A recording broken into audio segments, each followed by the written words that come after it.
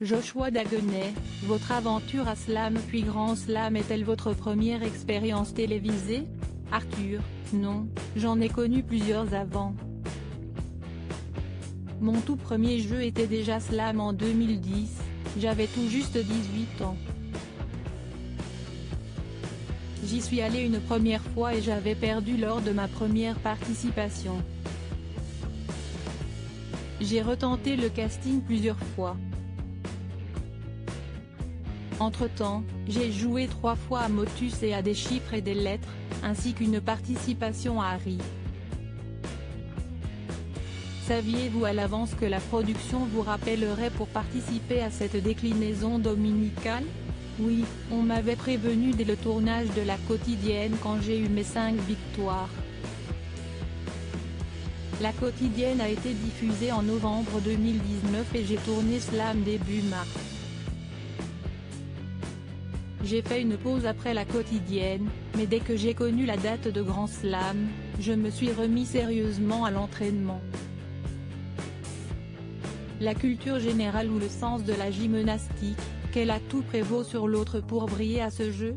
Cela peut dépendre des tirages de lettres. Cela m'est souvent arrivé de trouver les réponses que je ne connaissais pas à la base, car j'ai pioché les bonnes lettres. Je dirais que la gymnastique des lettres est plus importante. Pour preuve, je n'ai rien révisé en termes de culture générale, je me suis préparé pour les questions au buzzer. Je n'ai rien révisé en culture générale. Entrez-vous dans la catégorie des cruciverbistes? Pas tant que ça. Je ne fais pas très souvent des mots croisés, mais je joue pas mal au Scrabble. Cyril Ferraud évoque depuis de nombreuses émissions le record de Francis. À quel moment vous a-t-il paru accessible? J'y ai très peu pensé au début. J'ai commencé à y croire quand il y avait plus d'autres objectifs que celui-là. J'avais dépassé 100 000 € et 20 victoires. À ce moment-là, j'ai commencé à y penser parce que j'ai voulu y aller étape par étape. Cependant, les réseaux sociaux m'ont très vite parlé de Francis même quand je n'étais qu'à un tiers de sa cagnotte et ça m'a mis un peu de pression. Pour rester aussi motivé que pour la première, j'avais besoin d'un objectif même si je n'étais pas venu pour devenir le recordman. Comment gérer une si belle aventure et de si gros gains quand on a 28 ans? Étonnamment bien.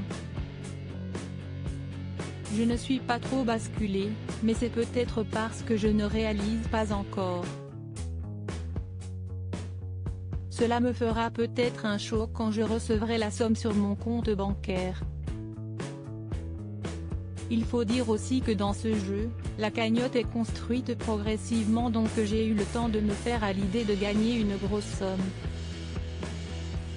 Après le record, j'avais besoin d'un objectif. Êtes-vous régulièrement reconnu ou interpellé dans la rue depuis le début de votre parcours? Jusqu'ici assez peu parce que je sors souvent avec un masque et des lunettes de soleil. Il y a quelques jours, j'étais dans un bar, un gars m'a reconnu et m'a dit « Alors on claque déjà son argent dans des bières ?» Rire. Jusqu'à présent, j'ai pu sortir tranquille.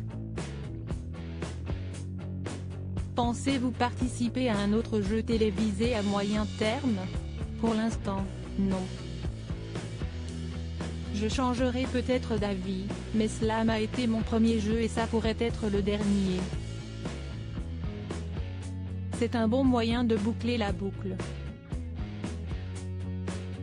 Je me dis que ma prochaine aventure ne pourra pas se passer aussi bien que celle-ci.